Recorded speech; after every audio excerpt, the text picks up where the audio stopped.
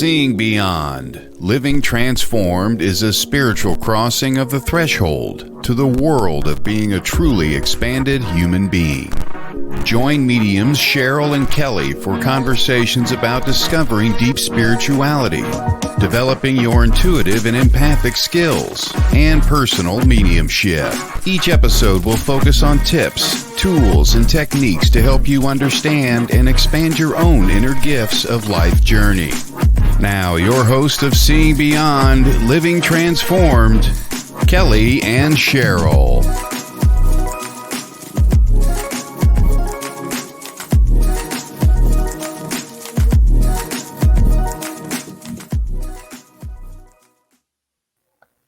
Hello and welcome to Seeing Beyond Living Transformed, live internet radio. It's a pleasure to be here today. We're on every Wednesday at 4 p.m. Pacific, 7 p.m. Eastern. Great to be here, and always I have my colleague with me, Kelley Eckhart. Hey, Kelley, how you doing? Hello, I'm excited. We're excited because we've been talking about this all week. Our part 2 is taking place today. So this program we had on last week, it was so popular, we're doing a part 2 episode. And the title of our episode today is called Ask a Medium, where you can type in the comment section, send us a question. We have many questions lined up we're going to be answering today. But it's really about asking a medium, like, what's it like being a medium? We should get right underway here. I mean, people are asking multiple questions because it's such a fascinating topic. People really want to know, Kelley, what our life is like. What's it like to be a medium? I don't know. I mean, I guess it's all I know. So to me, it's fun and it can be overwhelming, right? Yeah. I would like to get one thing out real quick because we have a special announcement. Sure, go ahead. Our show is going to be still on Wednesdays, but we are going to be at a later time, 7 p.m. Very excited because we get to reach more people around not just the U.S., but in other countries now. So 7 p.m. starting on March 15th. So if you have not been able to make our show because you're at work, now you can make it live. So I'm very excited to announce that. And I just wanted to get that out of the way because I couldn't wait. I'm like a little kid. So that's Pacific time, right? Yes, 7 p.m. Pacific time. I know it's 10 p.m. on the East Coast, but it's an hour show. I hope that you can make it if you're on the East Coast. And I'm sure you could sit and listen while you're in bed. Mm-hmm. Hey, Courtney, there are some people logging on now. We want to just say hi to everyone joining us for today's program. We had so much positive feedback from last week, Kelley, that, you had a great idea, like, let's do this again.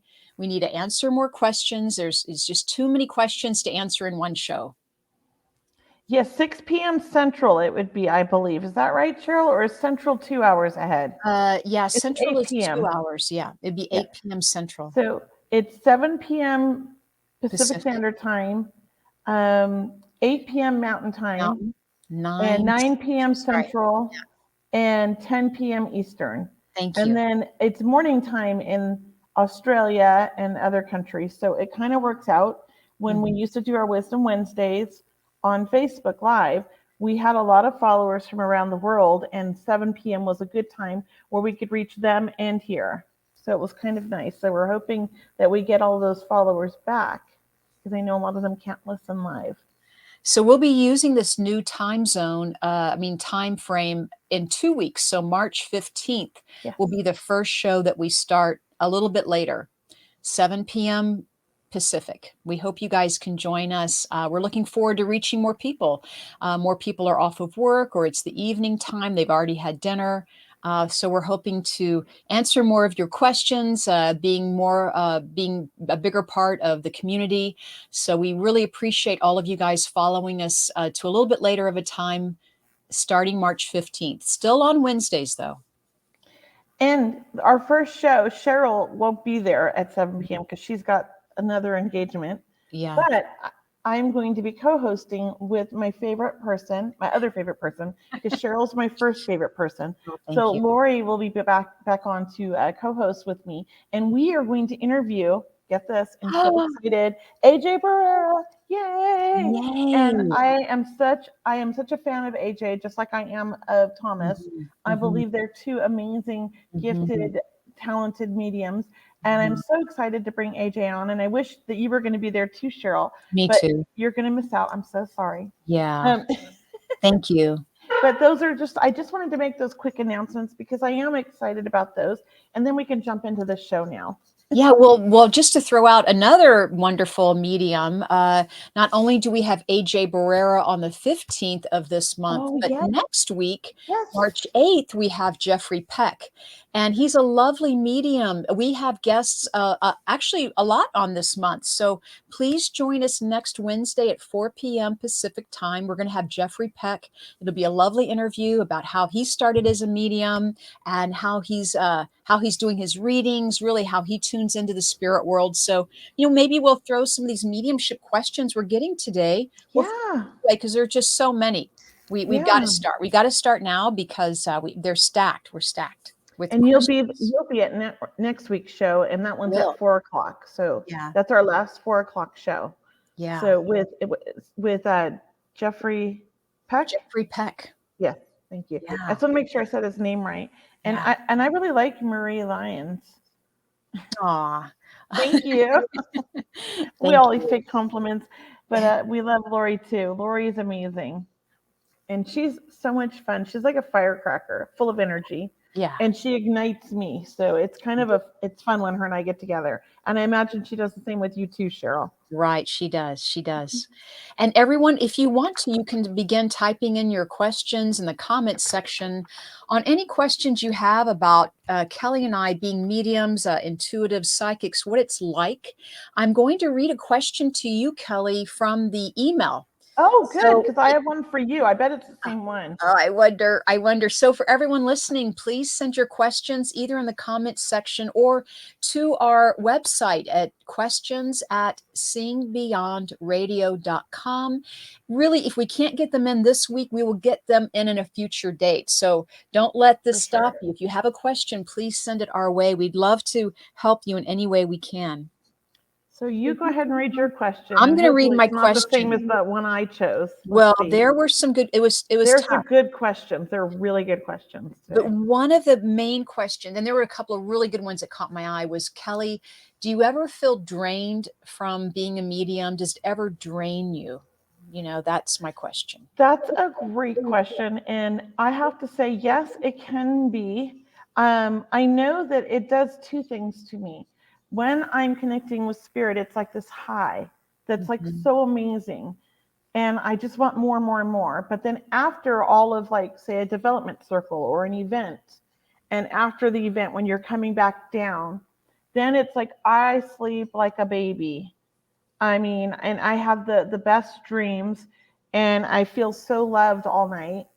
So I do like that. And I am sometimes, I want to be alone, or I don't want to be around a lot of people, and I like to stay home after the day after an event or being around a lot of people. Mm-hmm. So maybe it does drain us. It shouldn't.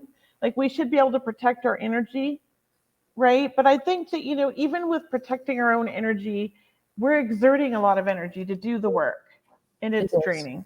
What about you, Cheryl? It is raising that frequency, that vibration to a higher level. So when I'm doing my work as a medium, it's not draining. If anything, it's a rush, it's that high feeling of sitting in the power or being in the power. But it's usually afterwards, and it's usually later in the daytime, like right after my events, I actually still feel that high. Yeah, for a So while. yeah, it kind of, you ride it out, so to speak, and then it kind of levels off. And then, like you said, then you start getting a little bit tired from it, or, you might sleep really well that night. So yes, it does drain me from the work, but the work itself is not draining. Exactly. Yeah. I know that one of the things, like when I used to drive to go to a development circle when I lived in Orange County, I would drive an hour to LA to do a development circle with Medium Fleur because I loved her. And I think you went to a couple of those too. I have, yes. And I would be so excited afterwards, but so loopy because, and then I had to drive an hour home. So there was a McDonald's down the street, and I would go to McDonald's and I would get an ice cream and chocolate chip cookies. and it kind of grounded me. You do. You have to pay attention when you're driving and doing these Well, I got on the events. wrong way one time and headed into the valley. Instead And of I was like, oh, la, la. instead of taking my exit, I just kept going straight.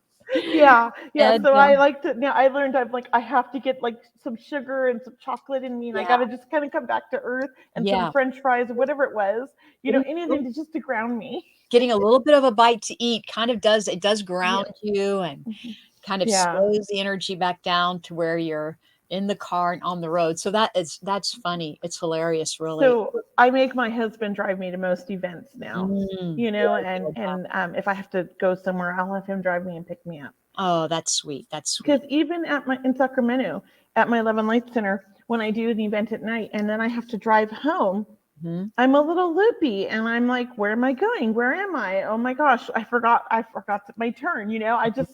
I ended up like on the wrong freeway one time. So he will typically drop me off and pick me up because he loves me. I'm That's a lucky. good idea. Yeah, you're very lucky. You have a lovely husband. I do, and I love making fun of him on TikTok, but he's great. So let's read a question or two. I want to ask you a question now. Okay. Oh, well, it's for both of us, yes, but I'm going to ask you. Yes. So this is a really good one. This is from Karen Emanuel. She says, is it difficult to be a medium and have friends who are not psychics or mediums? It would be strange to have a friend who knew everything about what you were doing or could read you anytime. How do you feel about that, Cheryl? Having friends as mediums or having that friends are not mediums? Well, I have some really tight, close friends that are not mediums. They're not psychics. They have intuition. They believe in the spirit world, but they don't do this like I do it. But they support me. And I want to tell you, I love having friends that are not mediums. And it's really no different because when we're not working, we're not really working. But those are two of my closest friends. They're just not mediums or psychics. We just didn't go down that path together, but they have always been by me and been by my side. And I think in some way I'm rubbing off on them. I think I'm rubbing off on them, and their intuition is raising, and yes. Yeah, they're opening up their questions and they're seeing signs. I have one girlfriend who is getting a bunch of signs from her brother, who passed away. She shares them with me, and I love it because I'm so excited for her. Yes. Yeah. What about you, Kelley? What about you? Do you have friends that aren't mediums or psychics? Here's the interesting thing. I have had these lifelong friends since I didn't make any friends as a small child, except for one, Chantel, in kindergarten. We made friends, and she's a bit of a lost soul right now, but I believe she's a psychic medium herself. And then there's my friend group, my family group that I made when I was about 12, 13 in middle school, that we're all still friends. One has recently passed away in the last few years, but we're all still very close. I mean, I really consider them my sisters, and they've supported me 100% on this journey. And even though they're not mediums or psychics, I believe they truly are, and that's why they're my friends. Yeah. I've attracted those people. Now I've got my neighbor, Rebecca, who I adore, who is totally psychic, but doesn't, take any classes. I've never read for her, but she loves to kind of introduce me to people that need readings. Nice. And people that would never go get a mediumship reading because she just knows intuitively. And I end up, every time I go out with her, reading for some guy who's like totally like Mr. Tough Guy and totally like, doesn't believe in this stuff, and having him bawling his eyes out by the end of the night. Aww. So she loves to do that. So I really think that everybody I meet, even though they're not mediums, they really are. That's my belief. And that they're attracted to me, or I've attracted to them because we're so much alike. And that through my being so open about it, they're becoming more open as well. So it's just what true. Yeah. I mean, one of my good friends actually became a medium because of me, and she's a working medium now, Patty. Oh yes, Patty. I love Patty. Yeah. Miss our Patty. kids grew up together. Hi, Patty. Haven't seen you in so long. Too. Yeah, so long. And she's a healer medium, and I love her. Yes. She's a gift. Yeah, she is. So that's I don't think here's the other thing, the second part of that question. Yes. I don't read my friends. You know, and I think most mediums, we don't read for our friends, and we don't read for anybody who's not soliciting a reading. We're not like open here, like, oh, but what I do is I do pick up on energy. And if somebody's vibe isn't what I'm feeling, I'm going to back away. Right. And so, you know, like attracts like, so I'm looking for that similar kind of energetic soul. So I'm not reading them per se.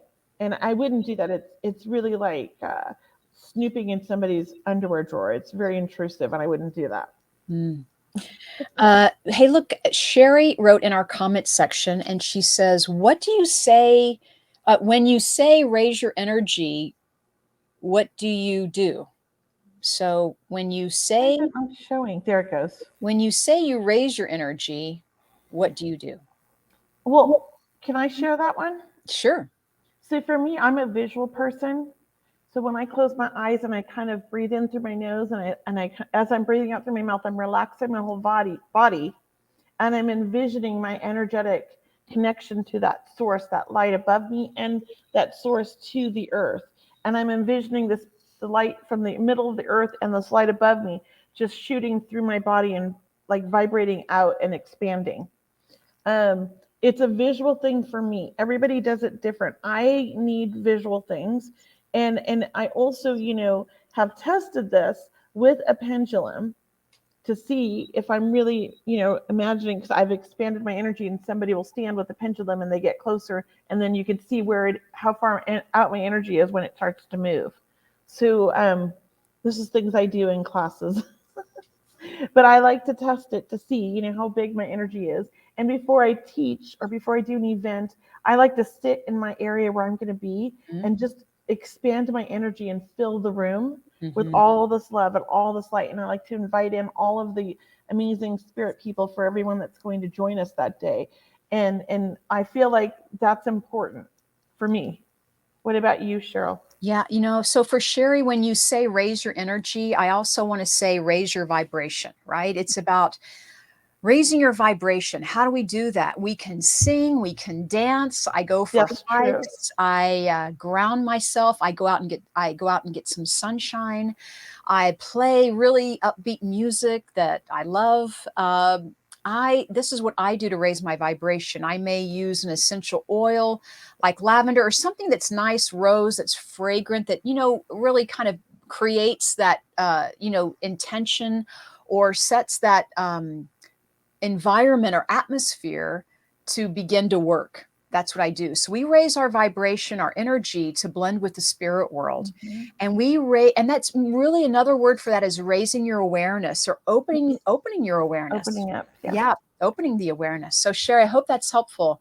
And go out there and raise your vibration. And I hope hanging out with Kelley and myself raises your vibration as well. And I agree about the music. That is another way I like. So I have certain songs that just sort of put me in the zone.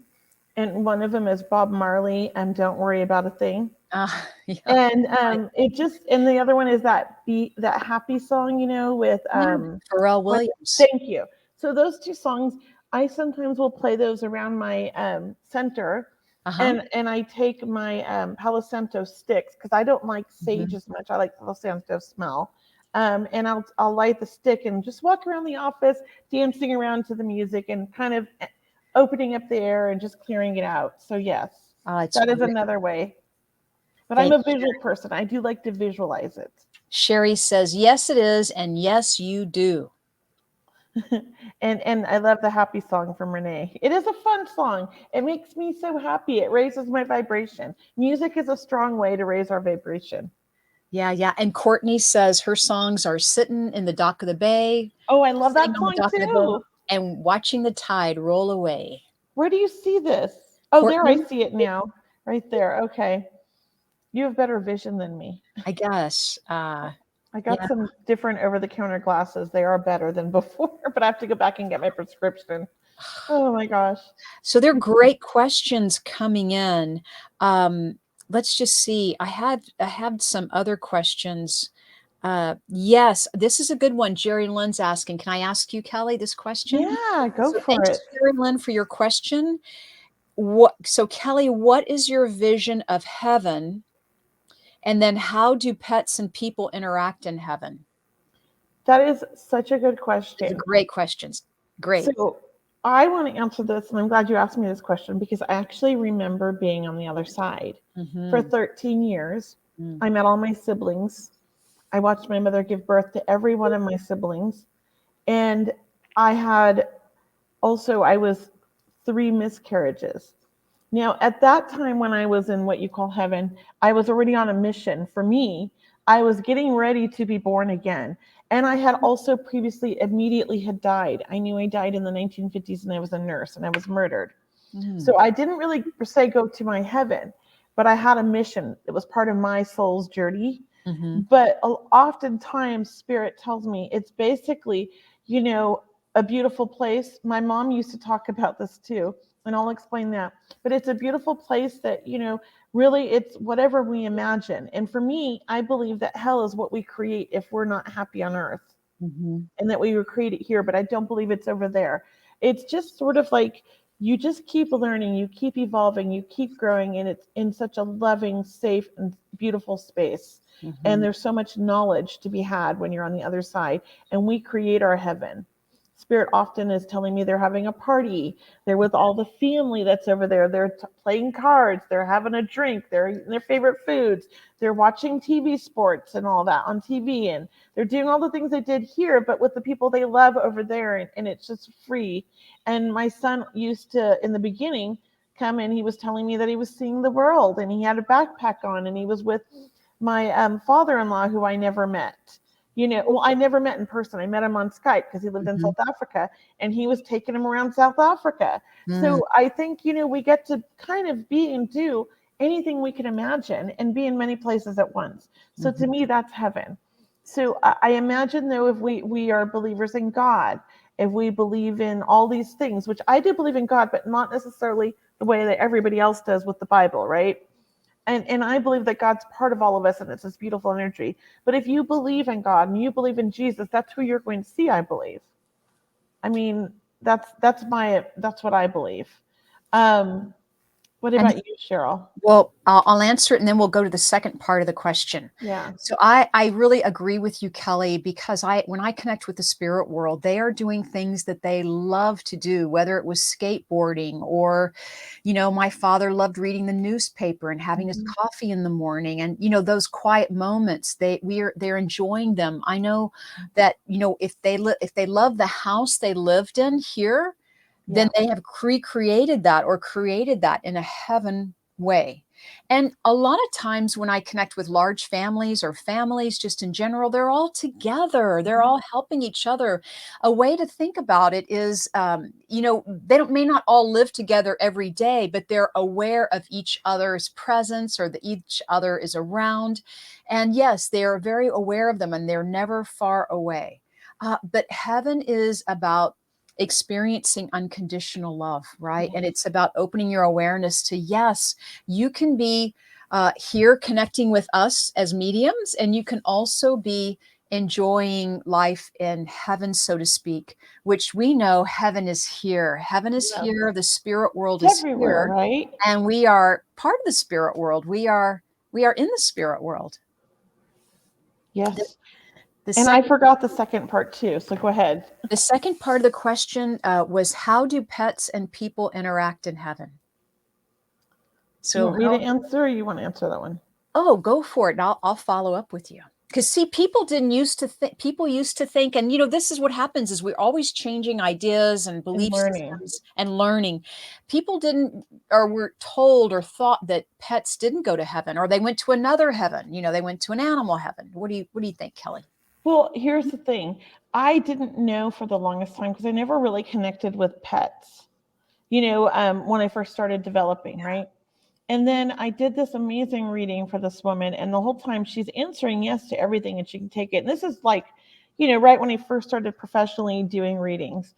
And I'm talking about this blue-eyed, beautiful surfer boy with brown hair, and Oh, it's a shaggy haircut, and he's her best friend. It wasn't like a sexual relationship. They snuggled together though, and he loved to snuggle up next to her, but there was never, it was more like they were just family. And he loved to eat with her and go on trips with her and all this. And she's just like smiling so big. And then she goes, "You want to see a picture of him?" And I was like, "Sure." And it was an Australian shepherd that was brown with blue eyes. And he actually was a surfing dog. So Oh, I was saying he's a surfer. He loves the ocean. And so he came through to me. He felt like a human soul. I had no idea he was a dog. And I did see his piercing blue eyes. They were just gorgeous. And that's what caught me, like he was mesmerizing me with those. So I do think that, animals are souls too. Now, we can get all nitpicky here when it comes to like, well, what about bugs, and what about this or that? I don't know. I mean, I think I feel guilty because I've killed a lot of flies, but yeah. then I don't know if I'm going to stop killing flies. Yeah. So I don't know about that part. What about you, Cheryl? Well, I do believe that animals do go to heaven and they are with us. They are with our loved ones. And I know I get asked this question a lot, will my pet be in heaven? Will I be with my pet in heaven when I go there? And yes, absolutely. Your pet will even help you cross over or be at that bridge, so to speak, and be one of the first people in line if that's what how you feel about your furry family friends. But yes, my dogs, I know they're with my father. I know that my brother who's crossed over has the animals as well. So it's really an amazing, animals are so amazing. And when you look at us in a different way without the human body or the animal fur, we are souls, we're light beings, and we are in this beautiful vibration of the soul, right? The soul's mind, the soul consciousness, the soul love. I love that, Cheryl. I Yeah. love that. And so after that time, I opened up to animals. See, I think I was closed to it. And then I got them all the time. So I get animals quite almost every reading, especially if they were animal lovers. And I Yes. love it when I get a reading where there's a father in spirit who never liked the animals. He didn't want dogs in the house. He didn't want cats, but yet he's over there and he's taking care of all the animals that passed now Ah. because he was a big softie. Yeah, I love Yeah. those. Yeah. And, people who had allergies against animals or it's almost like that's a human, the illness, the allergies, all that's a earth. When you step into spirit world, you don't have the allergies, the illness, you are in the light. Yeah. I love that question. Yeah. Thanks, Jerry Lynn. So, there was another one I really wanted to read here. Go ahead.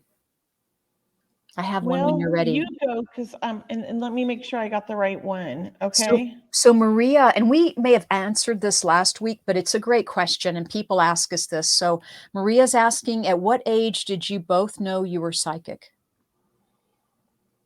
I mean, I literally think I didn't know the word for it, but I've always had a connection and always felt different or odd around friends. That's why I had a difficult time making friends as a child.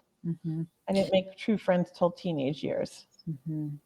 What about you, Cheryl? Well, I was very young, growing up in my family. I saw spirit at the age of 3 or around that time frame. It was a beautiful golden glow that came into my room. It happened several times. And it was I've always never been afraid. It's always been unconditional love. It's always been one of support. So I saw it at a very young age, didn't really have a word for it. My brother and I, my brother closest in age, we grew up together practicing or playing. My mother had books about psychic, books about Edgar Cayce. So it was always around, but really at a very young age. Yeah. So that's a great question. Thanks, Maria. Yeah, that is a great question. We were very open family too, so I was pretty lucky about that, about most things. There's so many good questions, and I'm having a hard time finding the right one. And I can't remember if we answered this one, but here's a new one. Renee Hinckley. Yeah. Hi, sent, Renee.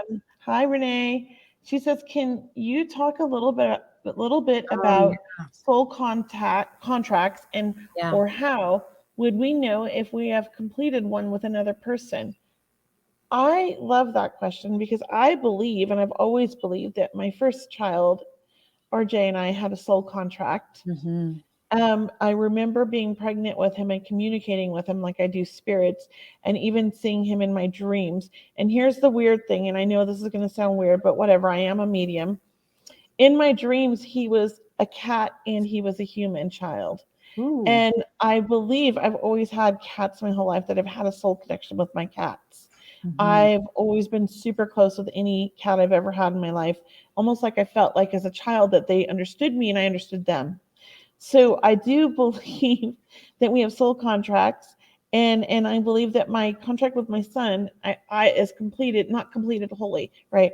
I believe he was here for 20 years.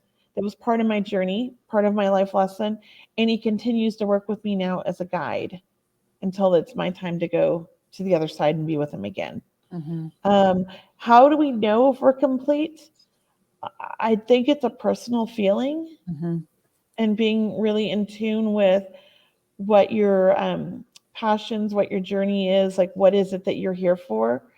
It took me till I was in my 40s or late early 40s to figure out that this was my journey and I needed to get on this track. So I think for each of us, it's individual and it's a personal understanding for me. What about you, Cheryl? I do believe that as well. I know that I have soul contracts, and with my father, for example, or with someone who I didn't even get along with, but that somehow helped me get on this path more, if that makes sense. Mm-hmm. You know, so even people that you may not get along with or even call friends, or and you know, people may come into your life for a reason, a season, a lifetime. And it's not that I know that I'm having a soul contract with them at that moment, Kelley, but it's like afterwards, like when you can look You back realize it. 2020, you know, you're like, that was a soul contract, definitely. Exactly. Like that's a Exactly. knowingness, you know, it's, Right. I know that's why that happened. Yeah. And my dad was an alcoholic and left the family when I was 7. And I was very attached to him at the time. I remember being devastated. It was quite a loss. And I searched for him for many years. And intuitively, I found him at 29, 22 years later. And I made amends with him, and he died shortly after. But since he passed, he has been like the best dad and my biggest guide. And I'm so connected to him. And I Mm-hmm. believe that he was part of my journey because I was constantly drawn to using my intuition. And I knew I was using my intuition to find him. And I think I always had it. And I remember him telling me when I found him that there was always something different about me and they just didn't quite understand it. And then the first, and I think I know what he's talking about, right? But the first mediumship reading I ever had, he came through and said that they knew I was psychic and they knew I was talking to dead people, but they didn't know what to do or how to embrace it. So they just told me I had an imagination. And that just answered exactly what he had told me in life. So I was like, oh my gosh. Yeah. So yeah, I think that, it's interesting. It's interesting stuff. I don't think we have all the answers either. Yeah. Yeah. Uh, and I think we have soul contracts to help our souls evolve. You know, I mean, there's a reason why we have soul contracts. It's not, excuse me, not just to have one, but there's a reason for it. And Yeah. you even plan on some of these soul contracts before you're born, like way before. When you come into this lifetime, there are things that you want to learn, and maybe there's other souls that are willing to help you, and maybe you're helping someone else's soul evolve, and so you could be, you know, in a Yeah. soul contract for them. And here's the thing, like I remember being in the spirit world and I had these 5, I called them my angels, and they were 2 men, 2 women, and then there was one that wasn't always there, came and went, which was another man. Okay. They were constantly guiding me, constantly teaching me in the spirit world. And when I came to this world, they were constantly reminding me to stay here because I kept trying to go back there. So I know that they were part of they helped me stay on track. They are angels / guides is what I call them. So here's a good question having on the same subject. Yeah. Yeah, sure. Can you read right here from Tina, sorry. Um, can you read other people's soul contracts or intuitively know? Or is it in the astrology? So yes, it's in the astrology, and yes, we can read it, but it's not exactly like mediumship where you can get like validation, right? But I think the validation would be that it resonates with somebody, they understand that or they feel that way. I oftentimes get past lives information and knowing that somebody's not on the soul journey that they chose and that they contracted for. I get that a lot in psychic readings. What about you, Cheryl? I have to say, I think soul contracts might be more of a psychic energy field that we're stepping into because it has to do with your current life situation. But it is an intuitive knowing. It's the experience that we pick up through our, experience as mediums. I mean, I know that's part of helping what we do to help you and connect with your soul contracts and really understanding maybe part of your soul's purpose and why you're here or what you were to have learned from an experience that you went through that you want to ask us about or share with us. Astrology is amazing. Astrology, numerology, I mean, all of that is amazing. And yes, please look into it if you're interested in it, because there's certainly wonderful information in the stars, in the planets. Yes. They say like most mediums have difficult lives or a difficult childhood, right? And that we chose that. But I do find that most every medium I met, like childhood wasn't always easy. Yeah. I mean, this is true. I just wonder if that's interesting. It is. If that's true or not. I have a quick question over here. I pulled one up. This is from Maria again. I don't know if it's the same Maria, but she has dreams and or visions. Looking for that one. Thank you. Oh, good. Thank you. It's in the emails, so I'm reading off the emails. Yeah, I have it open. That was good. So Maria has dreams and or visions of her loved ones before they pass away. Does this mean that she is psychic? Yes. Let you go for that. Yes. I'm going to join in.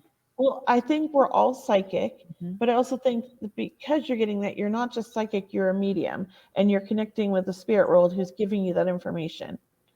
That's what I think.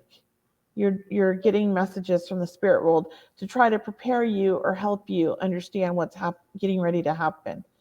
I personally don't want that information because I've had it before and I've shut it off.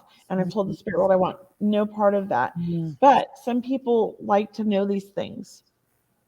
So yeah, I mean, we met, and there's a beautiful friend of mine who actually Irene Weinberg, she has her own podcast, Grief to Rebirth podcast. She wrote a book called They Have Bagels in Heaven, Don't They? And her experience in that book is about, she heard from the spirit world about a loved one passing before they passed. So very similar to yours, Maria. It really wasn't in a dream state, but it was in an altered state or an awaking state. And she had heard it several times. I agree with what Kelley said, Maria, I think dreams are an amazing avenue or a path. They're a beautiful consciousness that we really, if you can, try to remember your dreams and maybe do a little self-hypnosis and see if you can just tell yourself, I'm going to remember my dreams. I'm remembering my dreams, and keep a pen and notebook next to your bedside. Or your phone. Yeah, or your phone. And you can talk into the phone and leave a message. But it is about connecting with the dream state and realizing that there's so much information there, right? There's so much information there. But yes, I do agree. It means that you are certainly intuitive, Maria. And yes, you're psychic. And probably an old soul. And I don't know if I'm saying that for everybody, but for her. And the reason I say that, I think that sometimes we tune into our dreams and they're very vivid because we remember doing that in other lives and we remember how it works. So that's why I say that. I love it. I love it. So how's everybody doing right now? And we want to take a moment. And if I can just ask Kelley about any upcoming events you have, Kelley, do you want to share with us? For all of our listeners, if you haven't signed up for our newsletters, please join us on mediumkelley.com for her newsletter. Mine is on my website, mediumcheryl.com. And that way we can stay in touch with you and tell you about any specials we're running or what events we have, what our thoughts are, answering more of your questions in these newsletters. So we'd love to have you on our email list. So I do have some exciting things coming up. Yeah, please. And I'm just looking at my event calendar here because this girl can't go off of memory. So the next upcoming thing is my small group reading on I saw March 9th. I that. have, I think, 3 or 4 tickets left. I saw So that. yeah, it's Oh, online. Everybody gets a reading. And then my 2 favorite ones that are coming up that in March, at the end of March, March 31st, I'm doing a DEM with AJ Barrera hey. in Sacramento live in person. So if you're in the area or near the area where you could drive, it's going to be worth it. And then on the next day, that's a Friday night, and then that's March 31st. And on Saturday, April 1st, he is teaching an amazing intuitive investigations course at my 11 Light Center. And I recommend, if you are very interested at all, you don't have to be like an advanced medium. You just have to have an understanding of the spirit world or connection with spirit or your psychic abilities, right? You don't have to be super, and you would love this class. AJ works with the LAPD. He works with other law enforcement agencies. He helps a lot of families find answers to, unsolved cases and things like that. He's been doing this work for a long time, and he teaches a lot in LA, this course, and it sells out usually. So if you're in the area or you're within a drive, I would say come. It's an all one-day class. Just come for it. It'll be worth it. Yeah. What about you, Cheryl? You have anything exciting Fantastic. Yes. coming up? Well, March 15th, I won't be here on the radio show March 15th because I'll be doing a demonstration online with Thomas John at that time. But so I am selling tickets to that event with myself and Thomas John. It's a 2-hour event online where we are doing mediumship readings, as many as we can do in that 2-hour time frame. But please join us. The link to that is March 15. Healingmessages.eventbrite.com. That's March 15. Also on my website, on my events page, you can find that out. So after that event, I want to share with you my next small group circle is not coming up soon, but it's coming up in April. It's April 7th, so it's kind of around the corner. It's my small group reading event, and that information is also on my website. And that's another beautiful 2-hour event where I'm sitting online with, a total or maximum of 8 other people. We're doing small group readings, like everyone gets a reading, right? Where we're connecting with your loved ones, maybe bringing through psychic readings as well, maybe doing some healing work. So it's a really nice time to kind of sit with one another and experience and raise our vibration. How's that? Love it. Yes. And then go ahead. Can I throw it in that at the end of April, Kelley and I are both doing the 4 Earth Angel event again. Yes. So, we'll be talking more about that later, but that's the April 22nd coming up. But we'll tell you more about that later when we get closer. That's another online workshop we're doing about crystals. This one's about crystals. Yes, that's beautiful. Okay. You want to take another question? Well, I just want to say hello to Maureen. Hi. Oh, she just chimed in and said hello. hi. Another question. So we have more questions in here. I'm just not as easily. I can't scan them as fast as you. But here's one from Natalie. She broke it into 5 questions. Yes. Right. Hi, Natalie. Yeah. One of them I think we've already kind of answered about being drained by the work. You're right. Yeah. And do we connect? Okay, number 2. Do mediums connect with their own loved ones at will, or what is that experience like? Do you prefer to go to another medium for a reading? I'll answer that because my son came through right away, and I wanted to connect with him every day. So I was obsessed with sitting in like a trance state at my crystal store for like an hour to 2 hours every day the first year he passed. And I had the most beautiful connections, and I felt so much healing from him. Yes, we can do that. And not only can we do that, I always strongly believe, and I know it's true, that all people can do that with their loved ones if they're taught and if they want to learn and if they're open. And do I prefer to go to another medium for reading? Yes.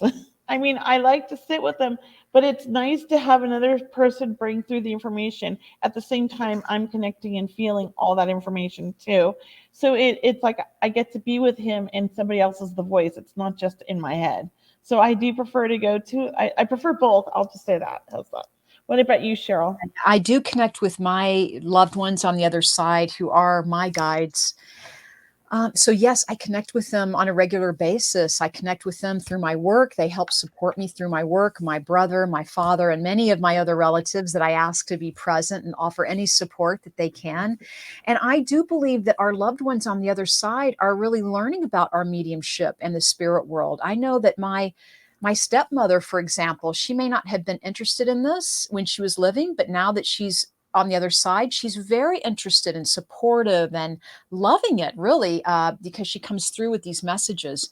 So I connect with them myself. But yes, I also will go for a reading and receive information from a medium too. So, I mean, we enjoy it too. We love everything about mediumship and psychic and the intuitive world. So we do both. I love that. So, Natalie asked a lot of questions that we've already answered, but this last one I'd like to read. Mm-hmm. And so this one, her last one, it says, as mediums, how would you support young children in keep them listening to their inner intuitive selves? I feel like that could be another whole show, which it could be. I agree. How do you talk about this and support and encourage children along their path? There needs to be a parent guidebook. So there are books. I have several of them, and I wish I could name them off the top of my head. And I also have a Facebook group, which I call Mystical Kids. It's kind of a ignored Facebook group, but there's a lot of information that I think, if I remember, it's been like 7 years that I put on there. There's a lot of books. There's a lot of games. There's a lot of things you can do with them. If starting at an early age, I say as early as you can. And encourage it and foster it. There's psychic games you can play. You can make crystal wands together, and then you can play hide and seek and hide a crystal around the house or in the yard and use your crystal wand to find it. They're using their intuition. They're following energy. So there's a lot of fun games and things you can do with young children. And there's some great books. As a matter of fact, Maureen, who's watching us here right now on YouTube, she's following us. She's written several books, and I highly recommend looking at Maureen Healy. And Maureen, if you could put your website in here, I'll put it up on the screen, because she's amazing and she's helped me so much and helped my son when he was little, because before we found her, he wasn't sleeping. Mm-hmm. He was scared of like things in his room that were really just spirits that he didn't understand. And she really helped him understand his own energy and how to be able to turn it on and shut it off. And I think that was so important. And just how to self-regulate, everything that was over. Oh, thank you. Look at that. Brianna popped it up already. So that's Maureen's website. If you guys want to read about her, she is quite amazing. Growinghappykids.com. That's and if we ever do a show about that, I'm definitely going to have Maureen on as a guest, right, Maureen? We should have to invite you. Yeah, put that in the books right now. Yeah, like maybe we'll see if you're available right after the show or something. Yeah, because I have wanted to do a show on just about that. Actually, that's been on. I don't even know if it's in our little spreadsheet, but of show ideas. But that's been on my mind. So that's my thing. So go ahead, Cheryl. Anything you want to say on that? When I work with parents of children, I want to encourage the parents to get their children to color and draw what they're seeing, what their dreams of, what they're afraid of, because I believe each color that they use means something. I'm really big on color and the meaning and the energy behind color. And what they're drawing, it's because they don't have the words for it, but they can draw the image. Yeah. Also, when kids ask questions about the spirit world, or if they tell you that they saw something, or something that scared them, even, or something that made them happy, it's really about asking them open-ended questions. Well, tell me more about it. How did it make you feel? And really, talking to them about that they are a spiritual being, or that they have intuition, and to really trust themselves. But it is a time in the children's life where they do have a lot of questions. So if they do come to you, as Kelley and I are saying, that's when you want to hook up with Maureen and her books. You want to, find resources, talk to mediums. Maybe you go to a medium and ask, on part of what you're experiencing with your child, so to speak, and see if you can help get some direction for that. And here's the thing, like my son was like so open when he was little, and he used to walk around telling everybody, I'm a psychic medium. And he would literally give like the best readings to random strangers. And it would just like their mouth would drop, my mouth would drop. We had to tell him to stop doing it. But, and now here he is right around age 12. He's like, I'm not a medium. I don't believe in this. And now he's open to it, but he doesn't want any part of it. So they go through lots of different stages. You can't really, they have to be their own person, to really kind of come to these ideas. You're just, I feel like feeding them the information for them to have at hand when they need it, if that makes sense. I don't know if I said that right, but You said it right. okay. You're giving them the seeds to grow. There we go. That's a good one, right? And it's okay to step away from the intuitive world. I know growing up when I saw spirit at the age of 3, but I practiced a lot. But, life happens and you get on to other activities. When you're a child, you're out, exploring the world, so to speak, taking ballet or making mud pies in the back with your friends, you're playing in the dirt, so to speak. So maybe it's not always present in your life, but it is nice to support someone so you can step away from it and come back to it. It's always going to be there for you. And if you say no, the spirit world knows it's not the time. Yeah. Yeah. I think it's good to just be a kid and not have to feel so different. Because I always had this gift and as a kid, and I really never made friends till I was older. But I also, I made some friends, but it was difficult. And I just always felt different, and I really didn't understand why. And I wish somebody had explained it to me or had like brought it to my attention so I understood. So I wasn't such a weird kid. I was an oddball. And I look back now, and it's so funny how having my third child be that same oddball, just like me, I swear that it was like looking in a mirror, watching him, and I could just feel all the things that he was feeling because I remember that. So I thought, that's why I became a medium really in part is because of that child. I wanted him to understand it better than I did. So I started learning about it. And while learning about it, came across Maureen, who really just, I say, saved our family because he was such a difficult child. We were having so many issues because we didn't know what we were doing. And, the specialists were like, they didn't understand and they were telling us things. So it was very conflicting information out there. So, yeah. I do want to mention, I do have another question, but Tina wrote in, she has a weird question. This one? That we should look at before I move on here. So when my daughter was a baby, was a spirit visiting her, moving her to the floor in the bedroom, or don't know, just thought about this. It was 25 years ago. You go, Cheryl. Yeah, I'm not quite sure. You're saying the spirit moved your daughter to the floor? Because I don't know about that. Well, I can tell you an experience I had. Yeah, Kelley. As a small child, Mm-hmm. I never slept like my son. And my mom had us in her bedroom, and I had a twin bed, and my brothers were in a bunk bed. And I was scared of the dark because I saw so many spirits, and I didn't want to go to sleep because I didn't understand it at the time all the way. So I took the lampshade off the lamp at the end of my bed, and while sleeping, kicked that lampshade over, and the light bulb fell onto my sheets, which were flammable back in the 70s. So my entire bedroom, my bed caught fire and was burning around me, and there was nothing I could do. I was going to die. And then these two beautiful arms picked me up and carried me through the flames and put me in a safe spot in the room. They actually moved me. I had no burn marks. The entire room burnt up except for the corner where I was placed. My brothers had escaped, and no one knew how to save me. By the time the paramedics or the ambulance, whatever it was, the fire people got in there, they asked me how I got off the mattress because everybody said I'd burned. They thought I died.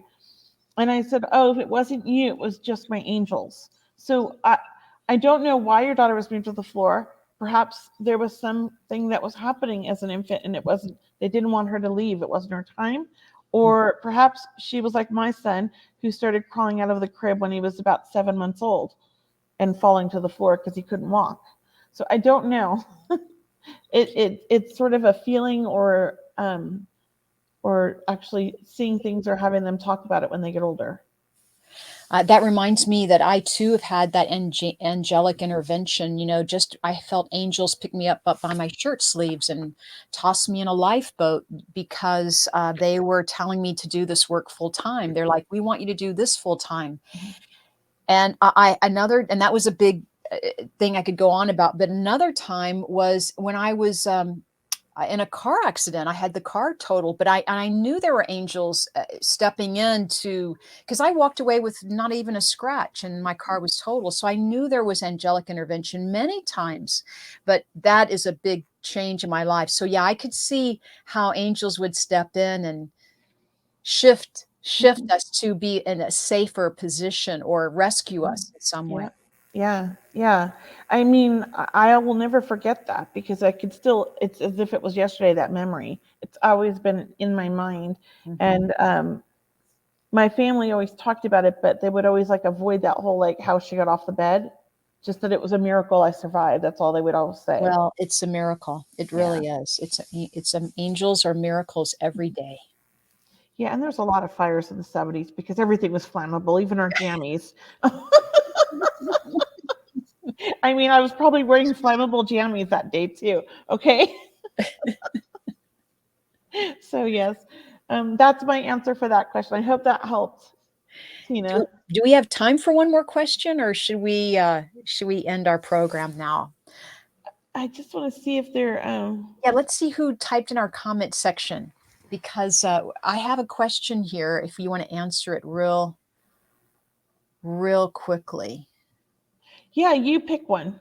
I'm going to pick one that came in through the email.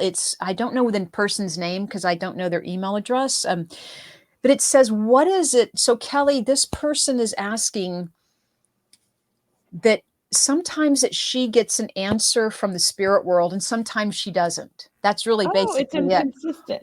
She's Right. like, why is that? Why is it sometimes she gets an answer and sometimes she doesn't? Because, that is a very good question, by the way.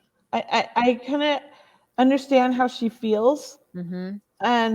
And here's the thing that maybe this might help because I know I'm this person that I don't want to take the time to always listen, or I'm arguing with myself, or I'm going with a logical mind. So I'm not really giving in and surrendering to my own higher self in the spirit world.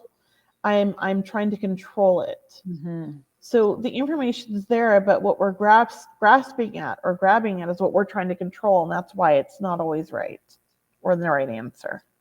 I agree. And my advice would be, don't expect the answer to be the same. Like, don't expect the answer to come in a symbol sometimes. Maybe it'll come in lights, or maybe it will come in a sound. Maybe it will come from In someone journaling. else.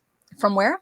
When you're journaling. Yeah, when you're journaling, when you're listening to the radio, when you hear someone else speak of that particular topic that you have that question around. So it is about opening up that awareness, opening up, and it's really expanding your imagination to know that it can come from anywhere. So I would just say, ask again, keep asking, ask with gratitude, ask with sincerity.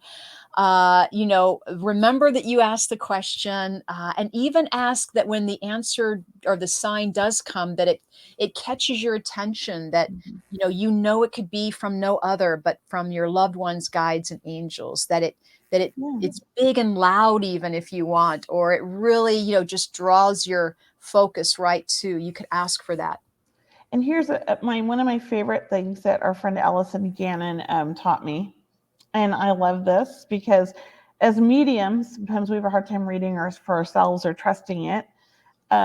Is if you have a question or you have a decision to make, say there's 2 different decisions, or maybe there's 3, write each one down on a piece of paper and then crumple the papers up so that you can't tell the difference and mix them all up.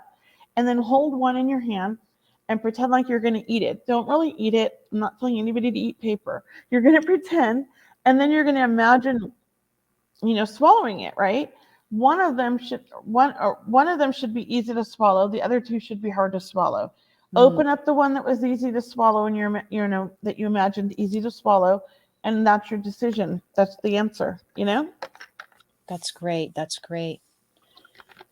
That was fun. That was It fun. was. Well, guys, we have so many more questions, and we want to inspire you to keep asking questions because being mediums ourselves and being intuitive, it's great to have that curiosity. Great to have the curiosity with spirit. And your questions create more questions. And that's really how we all learn.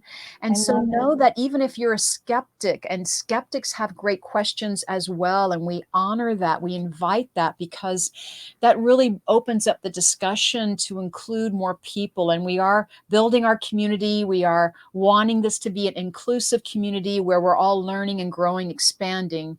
So we just want to take the time now to thank all of our listeners. Thank everyone for supporting us on our program. We'll be back next Wednesday at 4 p.m. Pacific time. I want to say thank you to Kelley, my colleague. I'm so glad you're doing well. Thank you. Thank you. Yeah, it's been a great show today, Kelley. Thanks Yes. for all your input. It was such great questions we got asked and answered. So much fun. Well, thank you, Cheryl. I love doing the show with you every week. I feel like we work well together and we have varying answers, but also similar answers. And I like that. Yeah. So everyone, until we see you again, just have a fabulous week. Join us on our social media channels if you can. Please stay tuned. Come to one of our events, but we can't wait to answer more of your questions next week. We'll have Jeffrey Peck on the show, so make sure you join us then. All right, everyone. Bye. For now, you're listening to Seeing Beyond, Living Transformed. Bye. The truth is here and now on WLTKDB Talk Radio at WLTKDB.com.